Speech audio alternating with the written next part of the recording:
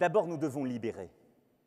Libérer pour avancer, pour créer, pour produire dans ce monde qui change, pour pouvoir faire, pour que chacune et chacun trouve sa place.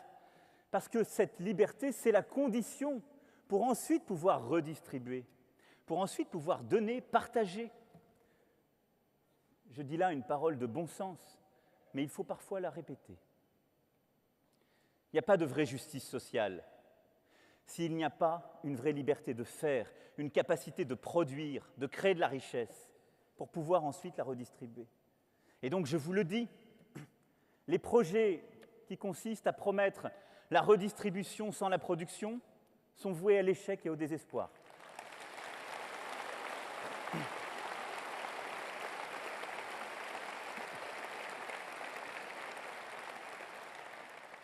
Mais ceux qui ne s'attachent qu'à libérer l'énergie de celles et ceux qui ont déjà réussi, qui ne sont pas en même temps des projets de mobilité économique et sociale, pour permettre à celles et ceux qui sont bloqués d'aller plus loin, ils sont voués à la fracture, au désespoir, à la division. Et ce sera aussi un échec.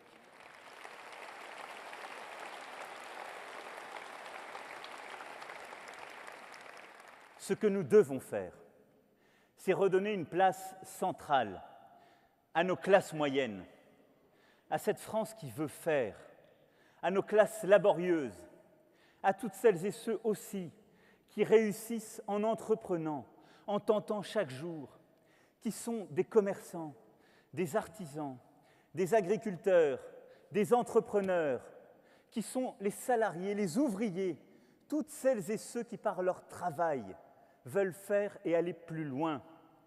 Les chômeurs qui, bloqués, ne peuvent pas aujourd'hui reconstruire leur place dans la société. La réponse, elle n'est pas simplement en proposant de redistribuer, mais de leur permettre, par le travail, par cette volonté, cette capacité de faire, de trouver leur place, de réussir, de se construire, d'avoir dans la société, non pas un statut, non pas là aussi une case, non, de construire leur parcours, d'avoir leur chemin. C'est cela notre projet.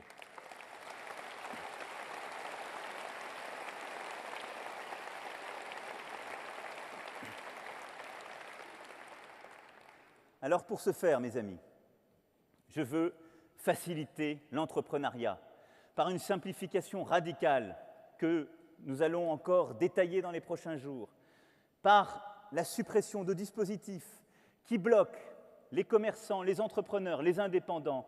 C'est pour cela que je supprimerai le RSI.